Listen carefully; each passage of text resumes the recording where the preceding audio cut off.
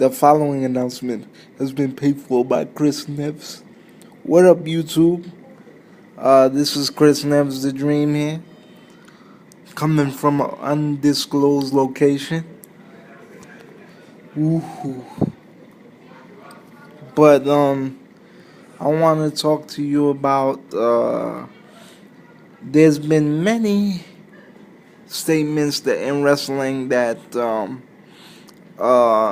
Hogan had started the phrase, the trend actually of having entrance music, and I want to say that as much as I love Hogan, and I'm the number one Hogan fan, Hogan, please contact me. I'm one of your biggest fans. As much as I'm a fan of Hogan's, he wasn't the first person to originate entrance music.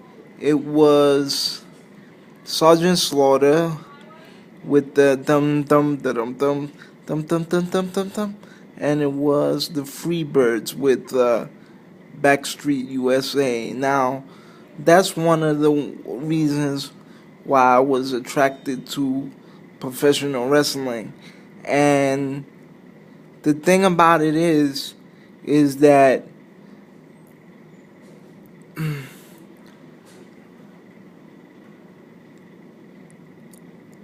that's one of the attractions that I had to it. The costumes, the music, the storylines, and I'm just glad that Vince started this network, and he had more than one. He had bought more than one organization. Cause to be honest with you, I'm a WWE head. I grew up in New York, still living in New York, and anybody in the North Coast looks up to the WWE. But however, over time, with the whole WCW movement and all of Vince's eyes going over there, you kind of lost flavor to the WWE because he just did a 360, and I understand wanting to bring in younger talent, but he just did a total 360 by not even acknowledging the guys that came before. Now, he never hardly even showed clips of them. He acted like they never existed. He treated them like as if, you know, basically he treated them like they never existed. Point of the matter being is that you gotta remember tradition. You gotta remember where you came from, so that you know where you are, basically, or something to that effect. But that's why today he has all these Legends contracts.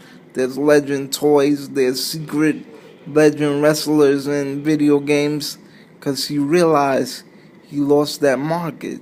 Sometime when you go against the grain, it's the worst thing in the world. And he lost a lot of money for it.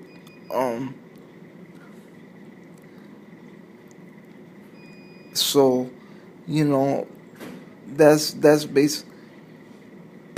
basically my feeling on the whole thing. Like, Vince basically owns the whole wrestling world, which I never really liked separation to begin with. But even there's harmony between WWE and TNA, because Christian got to go over and induct Sting into the Hall of Fame, and Flair got in the Hall of Fame while he was still under contract with TNA, and they watch each other's programs. Jim Ross has a podcast, and he talks about TNA constantly, and so does Stone Cold Steve Austin, and he's under Legends contract with the WWE. A matter of fact, he interviewed Eric Young recently about his um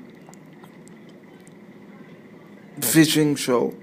So, I just say let wrestling be wrestling, and let the fans enjoy, and it's all in the same family anyway, and you never ever know. So this is Chris Never's Dream, and now you know what the deal is.